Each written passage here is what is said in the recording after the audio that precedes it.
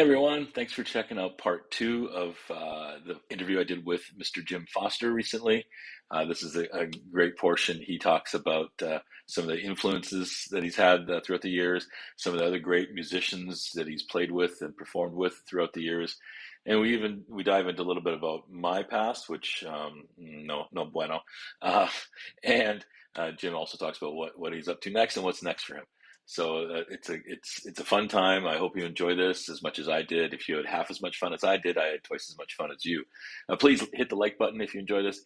Hit the subscribe button. I have a bunch more of these planned. I have some friends already lined up, other great players, great funny people, stuff. We're just going to be talking about all kinds of stuff. So hit the like button. You'll get a check in the mail for doing that, actually. As a matter of fact, it might not be right away, but there'll be a check in the mail and it'll be for you. So, no. So to take us into this next part, I thought I'd play a little bit of one of Jim's big hits, 1986.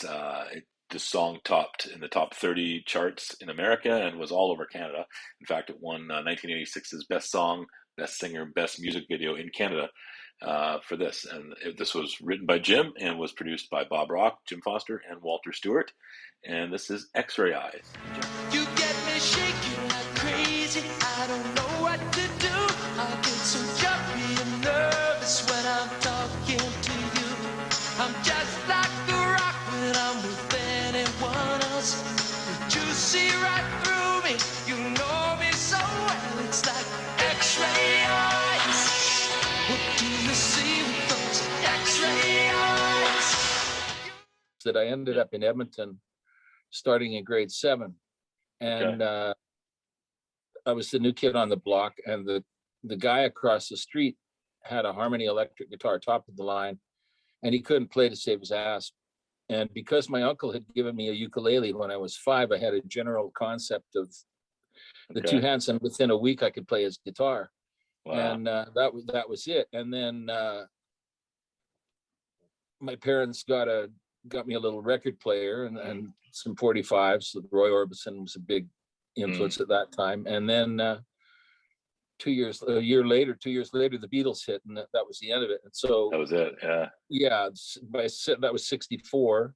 So 65, when I was 15, we had a little band. Yeah. 65, 66. And there was just such a scene in Edmonton. It was unbelievable. I mean, the people that were there, a lot of them are still there, but a whole bunch of them came out here. Willie McCalder was a huge teen idol in Edmonton in those days. Chris Norquist, who's drums with everybody out here. We went to school together. Jeff Ayre, we went to school together out there. Very cool. Just a ton of players. Wayne Kozak and Edmonton, much like Winnipeg, I think because of the weather that they had and everything, became a place where music just went, sure. You know. Yeah. And the radio station supported it, and people had records out. Local artists had records to go down to New Mexico and record and stuff. Yeah. Yeah. And, very cool. That got me going. And then, of course, my parents moved us away to Calgary for grade 12, which is a horrible time to move. Yeah. Grade 12, kidding. You know. Right. Yeah. Yeah. But sure. I played well enough that I found some guys that already had a band and needed a guitar player. So then I had a social scene. Yeah. And we started a band called Younger Than Yesterday, named after the Byrds album. And we'd play high schools. Yeah. You know, I mean, at first we just played like sock hops, and then we got better and we could actually play school dances. So you guys play the Beatles tunes and things like that, or? Oh yeah. Yeah. Beatles. Whatever, the top 40, you know. Sure. We would do Higher and Higher and Tighten Up and all. I mean, whatever was necessary to get a gig, you know. Sure. Yeah. And then that morphed into a band called Joshua Hill. A lot of the same people. Yeah. And at that point I was in university, and I dropped out of university. I just not interested in university anymore. Yeah. And I guess 2 months later, the university put on a big concert with Edward Bear, Chilliwack, and the Byrds, and we got to open for them. Oh, wow. And so I got to sit in the Byrds dressing room for an hour while they warmed up on acoustics, and I got to go and get my check with Roger McGuinn. Oh, nice. That must have been an experience. Yeah. That was it sort of made me think that dropping out hadn't been that bad of an idea. Yeah. You know? What'd your parents think then? Were they okay? Oh, it was just whatever. You know, I had long hair. They thought I was a write-off at that point. So, you know. Yeah. Yeah. But it turned out to be a good thing, and that was a fabulous summer. We got a band house, Oh and yeah. the end of the summer we opened for Eric Burden and War and stuff. It was Oh, just a really great thing, and sure. that band then led into a few other bands. A band called Friends that was real popular. We were just an acoustic band, and we'd play the bars out there, and there were bars out there in Edmonton with 1,200 people Wow. and bouncers that were just like this, you know. Yeah. Yeah. I mean, fights, craziness, and we would play it with 4 people, no drummer, sitting down, 3 guitars and bass, doing Crosby, Stills, Nash and Young and the Byrds Wow. and the band and a bit Wow. of original. I was starting to get some songs going, you know, Really? and then a few other bands and local gigs, and then some people saw me and said, "Oh, we'll give you some money. We'll do a demo of one of your songs." So we did, and then I got signed in Canada, Wow. and What that was the became so? Fosterchild. What was the first song what was the first song you remember writing, like back in those days, that actually, that you knew it was a song, and people were like, oh, that's really good. What was There it? were a bunch of them, but they Yeah. weren't like hit music. They were almost folky. There was a folk. I had a folk Yeah. period. I Okay. gave up the electric, man, because I was going deaf, so I Yeah. sold my stacks Okay. and worked for a year. The last straight job I did, I worked for a year in 1971 to buy a Martin guitar, which I still have. Wow. And Very cool. then I became like singer-songwriter guy. Yeah. And there were odd songs. So there were some Yeah. odds, but people liked them. But Yeah. they were different. You know, they were folky. Sure. Yeah. For sure. Yeah. So the one that we did a demo of, there were 2 of them. There was one called "Hero of the West," and the song that became a hit single was called "Let Me Down Easy." Let Me Down Easy. Nice. Yeah. Yeah. So Very cool. that got Yeah. me a record deal, and So your early inspirations were, like you said, Roy Orbison and the Beatles, obviously. well, Were Roy there any? Orbison was the first concert I ever got to go to alone. My parents let me go, Was that right? and oh yeah, What it was was that just like? What kind of show was that like, compared uh, to, you it think was a about big hockey rink in Edmonton. yeah, okay, yeah, But in those days, a big hockey rink was 5,000-6,000 people, sure, yeah, and it was Roy wow, Orbison, and then Roy Head was the opening act, Treat Her Right, okay, doing his yeah, cartwheels, and just like the John yeah, Belushi thing, only it was the real deal, you know. wow, And it just blew my wow. mind, I'm obviously, you sure, know. yeah. How Yeah, old were you? How old were you then? I would have been 14, I guess, Yeah, wow, you know. that's very cool. And yeah, so I mean, at that point, then everything just exploded. So it was like Yeah, Beatles, Stones, Who, you yeah, know, all the bands you'd expect, Zeppelin. I mean, everybody, you know, yeah. Did you see any of those guys back in the the day, like band. Zeppelin? Yeah, No, I never saw Zeppelin. I saw the Who from like yeah, front row, basically, and they destroyed all wow. their gear. Keith Moon was playing.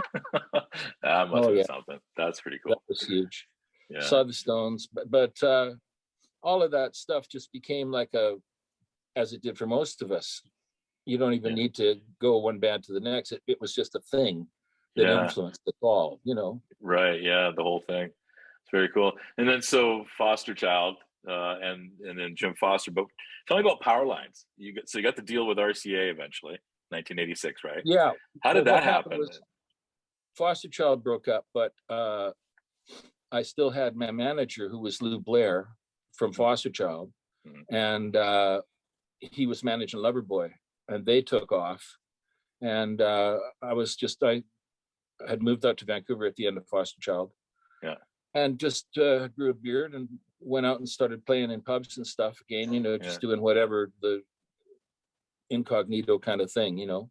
Yeah. And I was never real comfortable with being recognized. It's just I'm Really? a bit of an introvert that way, yeah. Yeah. Huh.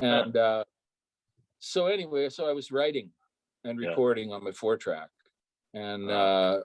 I would send stuff to Lou, you know, Yeah. take stuff down, drop it off for him, and I wrote "Dancing on the Power Lines," Yeah. and did a little drum machine demo or whatever. Yeah, I can't even remember what the heck I would have used Yeah. on it, you know. Little And Fostech and he went, "Holy yeah. cow, yeah, you know, Yeah. Yeah. yeah." It was a TX 3340 or Okay. 3440, and Yeah. which I still have, Yeah.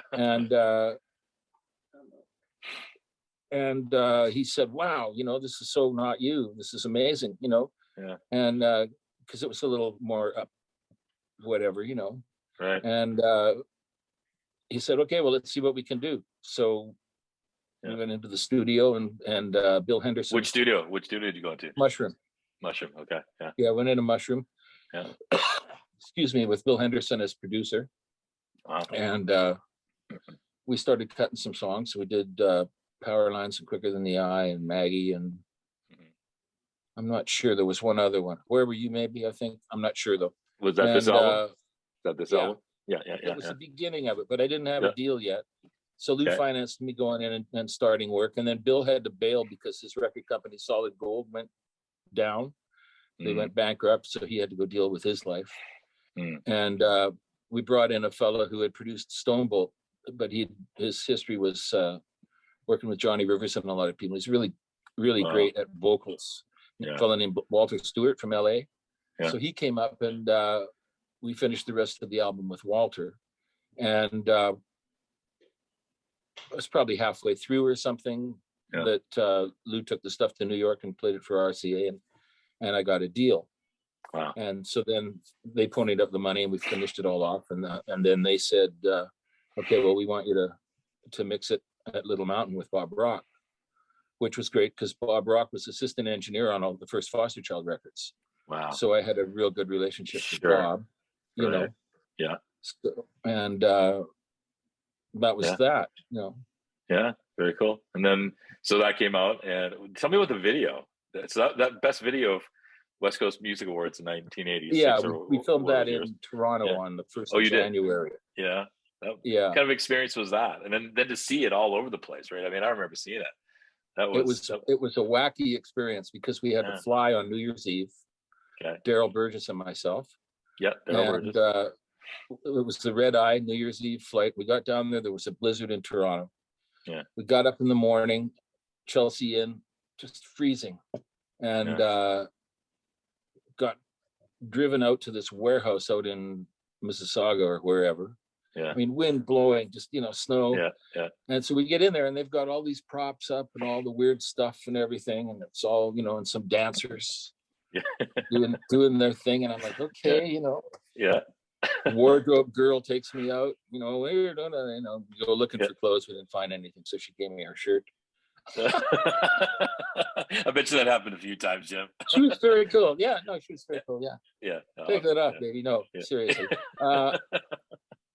And it was just 2 days of pretty hard work. Yeah, I bet. Yeah, for sure. So then the video came out, and that was a hit. And everything was going great. Then we weren't going to do anything until we got a second record going. That was Lou's plan. Yeah. And then RCA offered me to open the Mr. tour across Canada. Wow. Because they were on RCA as well. So suddenly I had to put a band together. Yeah. Because it was an opportunity that just, they were number one with Broken Wings was number one in Billboard. Yeah. So we threw a band together in 3 weeks, rehearsals and stuff. Yeah. And went to Montreal and started a tour.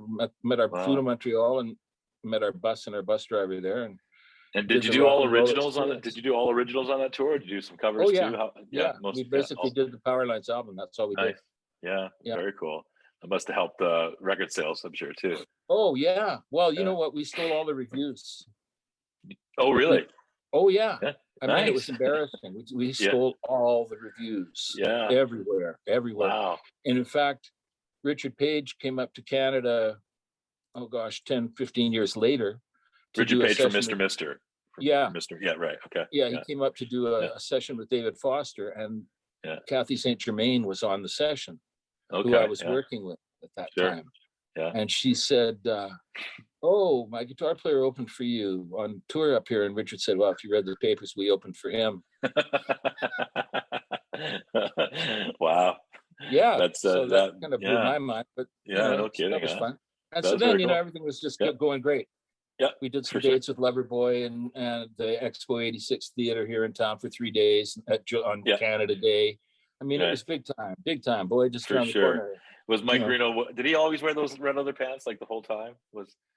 I don't think so. No. Okay. I think he sometimes wore black leather pants, Oh. but I'm not sure. I'm not sure. Yeah. But I go back with those guys. Loverboy grew out of Fosterchild. to a Really? certain degree. Yeah. Yeah. It was like Wow. what happened was Paul Dean left Streetheart, and Yeah. Lou had been managing Paul Dean his whole Yeah. life, basically. That was the first thing that Lou had done, was a band called Canada, and Wow. their first thing were called Fox. Yeah. So when Paul left Streetheart, he came to Calgary, and there was some talk about him joining Fosterchild, but Fosterchild was already waning, and it just seemed Yeah. like, So we Yeah. had a rehearsal studio right behind the nightclub that Lou ran. And so Paul started working out songs there with the band. Basically, he would use our guys, and then as he got other people, he would replace them and bring Wow. other people in. A lot of people came through. Dennis Marchenko was playing bass for a while, and Vern Jeez. Wills, our bass player, was playing for a while. Once he got Mike, and Maddie, then it started to gel. Yeah. And Doug Johnson, who is Loverboy's keyboard player, was in Fosterchild. He never left. He stayed with them. Really? Yeah. It's all intertwined. That's crazy. Yeah. I mean, it wasn't really that big of a community, really, right back then. I mean, it was No. condensed. I It was fairly dense. I introduced Paul to his wife in 1971 or 2. Wow. The year I was working in the Gene Joint, she was working there, and Paul came in and said hi. Came in to see me because we knew him from Joshua Hill in Canada. Yeah. Their band Canada used to come over and see us at our Joshua Hill band house, party on. Yeah. And so I introduced him to Denise, and it was like, and they're Really? still together now. Oh, it was beautiful. Beautiful. Did you ever get to know Brian McLeod? Did you play with him at all? Oh, yeah. Yeah. I wrote some stuff with Brian on his boat. We recorded some stuff. Nice. Yeah. And I heard he was a really nice guy, like a really special guy. he was, but he was a force to be reckoned with. Yeah, for sure. He was a figure skating champion when he was a kid. Really? Back east. Yeah. No way. So serious confidence, right? I mean, right. Nothing could stop Brian. He was like a champion from the time he was a kid. Yeah. And here we go. Yeah, I met him one time at a club. I did a showcase after Majesty. One of my attempts at being in a cover band. I was in a small cover band for a little while with. I know. I asked you that before we started recording. Yeah. I have to cut in. But go tell the story. No. I was quite enamored with him just because he was at the height. They were at the height. Headpins were just rolling, right? The blonde flowing locks. Oh yeah, he was larger than life, right? And and you think they just got off the stage, and I was somehow in the back room with. I don't know how I got in there, but I had a buddy who had a buddy, and he came in, and I just remember he knew one of my friend's cousins. So this was like my big moment, right, with Brian. And he goes, "Oh, hey, how you doing?" I said, "Hey, I know my friend's cousin knows you." And he just kind of looks at me and goes, "Cool." Then passed me a cigarette, I think, and a beer. that was my big chance with him. But so I need to interject now. Then okay, go ahead. When we started this, I surprised you. You did, yes, by asking me as if I was the interviewer instead of you to tell me about your band Majesty. Here's the deal. Okay. Yesterday, synchronicity. Yesterday, I got a message from Vince Viola. Sure. Yeah. Who is a Facebook person, but I don't know him. Okay. And he said, "Are you going to go see Alfie Zappacosta, who Lou Blair used to manage, same as me?" Sure. Yeah. And I said, "No, I'm up the coast, but say hi for me or whatever." Yeah. And so then he comes back after the show. "Oh, it was just great." And I said to say hi and blah blah blah blah blah. And he says, "Do you know a guy named Bill Molnar?" Yeah. And you're like, "What?" He's like, "I used to play in a band with him called Majesty back in the day." He says, "I just want to thank you too." He said, "I came out to see you when I was about 12 in Fosterchild. Wow, and you were really nice to me and told me to keep at it." Yeah. And so I did. When I moved out to Abbotsford, I kept at it. I kept working at it, for my whole life. It's just great. And I was in this band with Bill, and I said, "Well, actually, I'm doing an interview with him tomorrow. So I'll ask him about the band Majesty and blow his mind." It blew me away. Last year, I was up and staying in Chilliwack for a few months. My wife Courtney was going through the immigration thing and COVID, so I was up there, and there was a guitar for sale, I believe. So I went to go look at it. It was on Chilliwack 24-hour bid. I'll go take a look at this, and I travel out and find the spot, and I get there, and the guy looks at me and he goes, "Are you Bill Molnar?" I'm like, "Well, yes, I am, as a matter of fact." and it was Vince, and it blew, Wow. it was Vince Viola, and I hadn't seen him since probably the seventh grade. When he and I and another really great friend, Chris McAlpine, he's a drummer, plays a fantastic drummer, plays with even back then in the seventh grade, this guy was blowing people away. Like he was just too good for us, right? But plays with Mitchell MP. I don't know if you know Mitchell. Mitchell Potts, actually, he's a singer songwriter.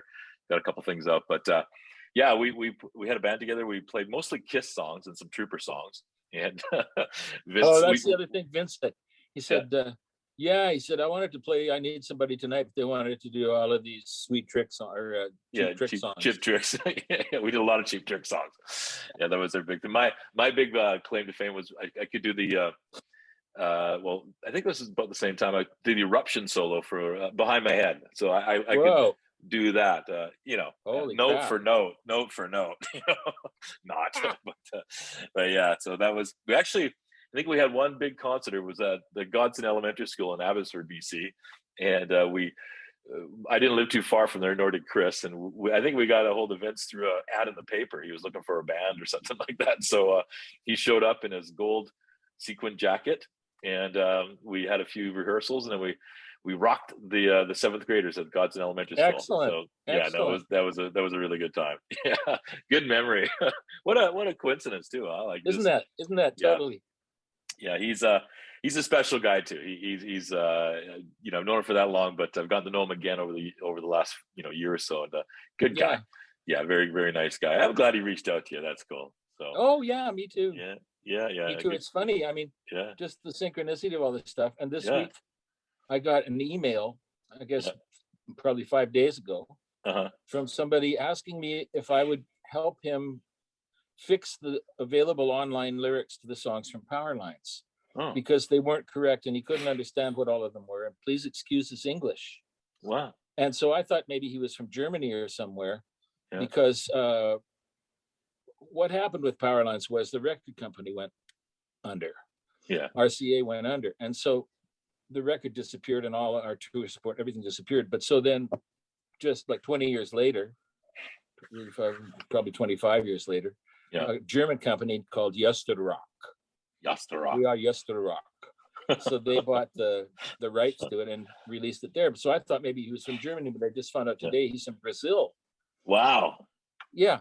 And so he's been sending me the lyrics Yeah, and that he could find online. I didn't even know there was anything out there. sure. And apparently there is, but it's not all that correct. And so I was like, I can't remember this stuff.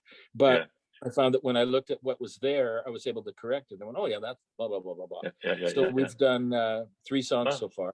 that's really cool. That's I awesome. know. So you're, and then And here you are with the record behind you. And I'm like, yeah, man, yeah, that was a long yeah, time ago. this is not just the record; it's a signed Yeah, album. signed Signed album. copy. Yeah. Yeah, back. I think this must have been. Show the back of it too. There's a great picture of Jim. This must have been '93, I think, when you were playing down there for a Yeah. few years. It Yeah. seemed like a few years. I don't know. It was every other weekend, as much as it could get you down Yeah. there. Yeah. You and yeah, and you had some great guys in your bands then Oh too. yeah. For the Yeah. Rockin' Hoodoos. That Yeah. was the Rockin' Yeah. Hoodoos, right? Yeah. You had, well, of course, Larry Hirschman. Larry was there through Yeah, most of that. most of that. Bobby Gray was there before Larry, but I don't think he was there for that. And For Daryl those Burgess days. played drums a few times before you, Sometimes, right? yeah. Sometimes, And yeah. then Radar, yeah. Radar, And yeah, A yeah, Train yeah. was on bass sometimes. Yeah, yeah. I played his bass one time, and Couldn't get any better than A Train. Oh, and you broke a yeah, string, yeah. yeah. I mean, who breaks a bass string, right? Like, I don't know. Did you set that up? I kind of felt like you guys maybe set me up on that. No, those wire And snippers were not mine. yeah, and it was it was a G string too, and I don't think you took full advantage of pointing that out to the crowd. Well, of course I would, yeah. No, that was awesome. There was some good times back then. You that band you had was great, and the crowds always loved you. You must have. I mean, you played a lot of different places back in the '90s Yeah.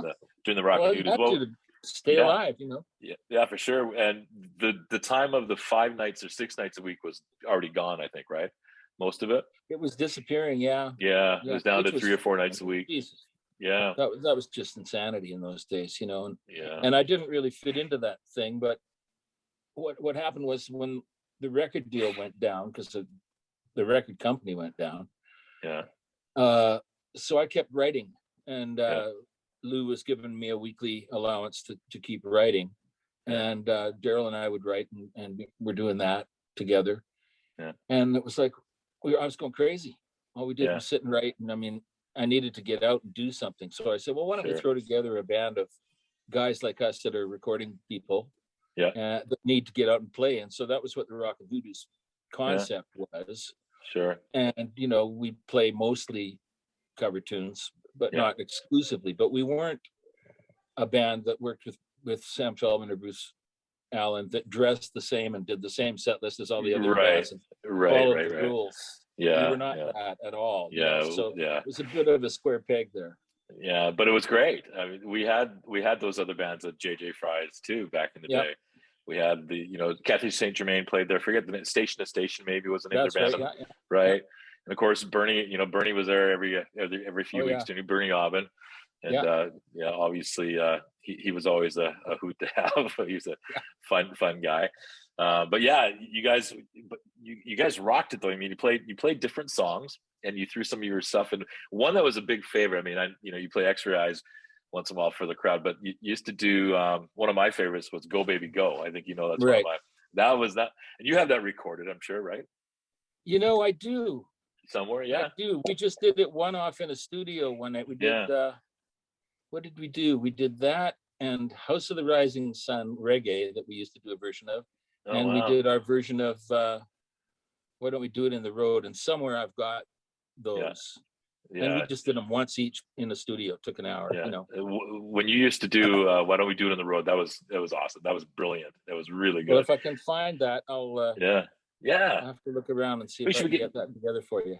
Yeah, get it up on your channel. I think people would love to see it. So then there's no video. It's just Oh, that's right. Well, we can. That's back when you just recorded music, Bill. Yeah, that's right. We never used to have the video thing. The video. We just made records. Did you record the Margarita song too? You have that on recording? Oh, my Margarita song? Yeah, your Margarita song. Oh, that's brand new. That's brand new. That's nice. That's you released something not long ago. What? The song What? Oh, the song What? Yeah. Well, I put it on my YouTube page. Yeah. I'm hoping that the Steve Kozak band, the blues band, they're very interested in covering that. So really, hopefully that'll happen. Yeah. That was a neat. How'd you come up with that concept? I mean, it just happened. Yeah.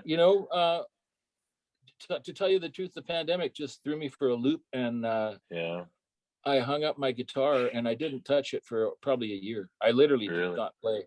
I was reevaluating everything. I mean, you have to realize I'd played for 50 years almost every night. Right. It was like how I lived, both financially and spiritually and everything else. And suddenly it was gone. So I took a holiday, and then that turned into whatever. Yeah. And fear and loathing and everything else. Yeah. And I thought, well, I need to play a little bit. And so I brought my Stratocaster up and set it beside the bed. Yeah. And I had this going through my head. So I would just play that. And actually I had some anxiety going on too over the whole thing. Sure. That was affecting my sleep. So I found if I just played that almost like a mantra. So I had that going, and then I started hearing these other parts. And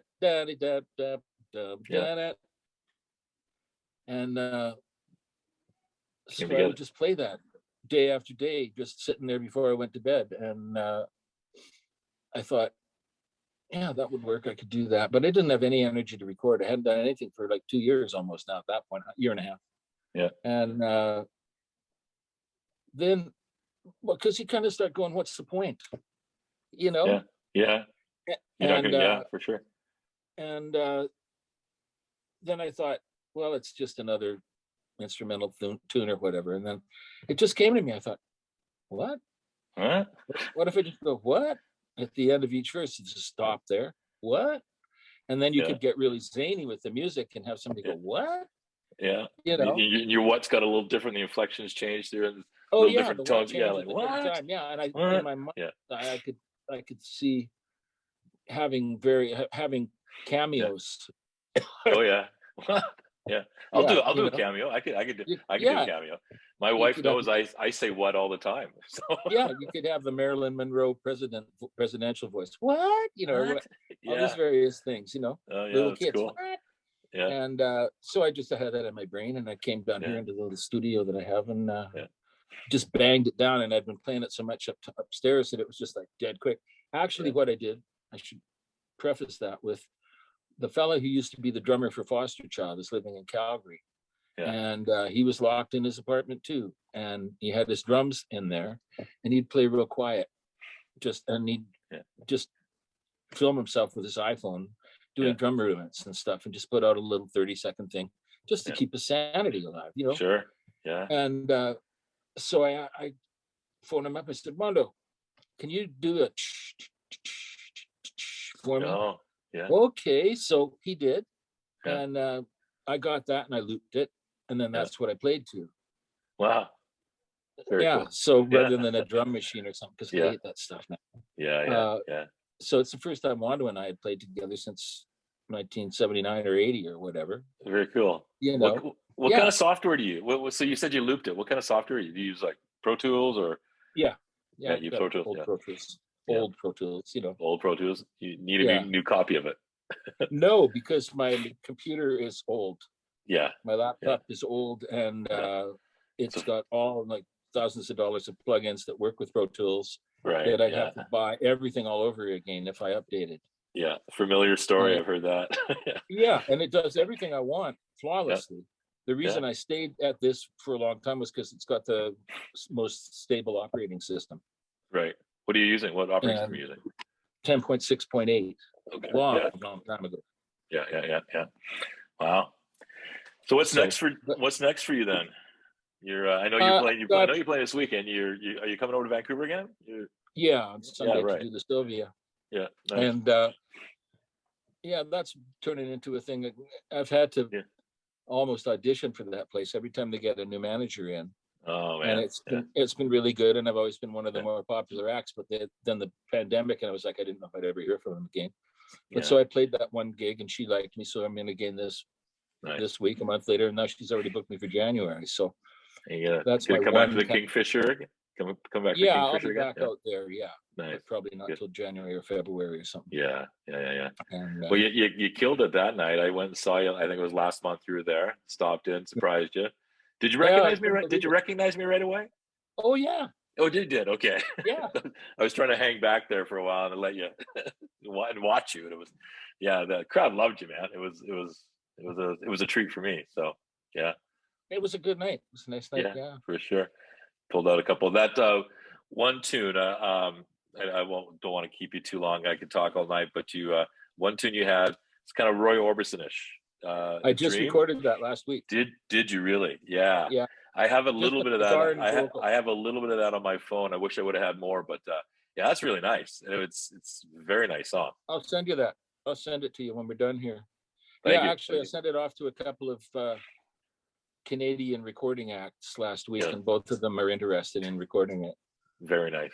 So Very cool. yeah, so I got that going on. I've got the possibility of what getting covered, Yeah. and there's another lady, LJ Mountainay, is recording it with Jack Lavin producing, and Oh, wow. they're doing a song from my last CD that I had out. Yeah. They're covering one of those tunes. So that stuff's going on, and I've got gosh, at least another half a dozen here that I need to do something with. I'll probably just do the acoustic guitar vocal demo thing. Sure. Because it's quick, and it leaves interpretation open to the people who might want to record it too, Yeah. So any new Jim Foster stuff? Jim Foster for Jim Foster. Well, yeah, the people who have the little record label that has put out my last 3 CDs are humming and hawing about maybe doing another one, but we'll see how the energy is with going into a studio and all of that stuff, Yeah. How's the ventilation system in here? I mean, Yeah. Yeah. Right. it's still kind of crazy out there. I mean, I know, Ontario I is know. getting really crazy, and I hope BC hangs in. Yeah, I know my partner for the 123 iPhone the book that I do, right? Yeah. He went on a cruise. He lectures on these cruises, and he and his wife went to Portugal, and they cruised to all the way down to Barbados, and they were supposed to go all the way to South Africa, I believe.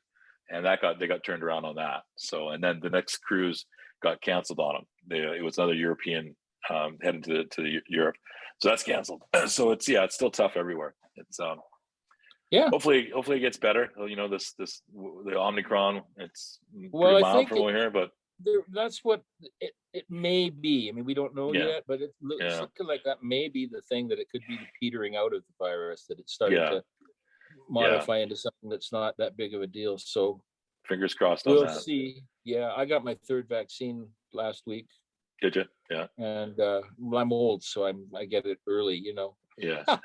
They get you. Hey, I'll They take call it, you man. and say it's time for you to come in. Yeah, I will take it. You know, that's Yeah, fine absolutely. with me. Hey, Courtney, you want to come say hi to Jim? Oh, she just got out of the shower. So Oh wow. yeah. Hi, Courtney. Yeah. Now he really wants to see you. Getting dressed. Jim, thanks for doing this, man. Oh, it's a pleasure. Yeah. I was so sleepy I didn't think, but as soon as we Yeah. started talking, I was like, oh yeah. Yeah. Well, you know, I'd love to do it again, honestly. You know, I mean, Yeah, we can do it. a couple weeks, We maybe can do just it. chat some more. And I have a ton more questions I'd love to ask you, but Yeah. it's getting late here too, so it's almost pumpkin time. Are you still not drinking? This won't go in the video. Are you still? Well, no, I'm having some tequila here. No, Okay. I'm in my third week of no beer, Oh, okay. just in Good. an attempt to lose some COVID weight. Yeah, no, I know we all put that on. I hear you. Yeah. I'm just sticking to the red wine. So Yeah. well, mostly. Well, I've got a little bit of a margarita going here, so Good. It's always good. Well, Jim, yeah. guys, if you, I'm going to wrap it up here with this. So, Jim, thank you so much for being here. I know you got your YouTube channel, and I know you don't really pump all that stuff, but you got some great stuff there. And if you haven't seen the video, I have of Jim doing X-Ray Eyes, the acoustic version.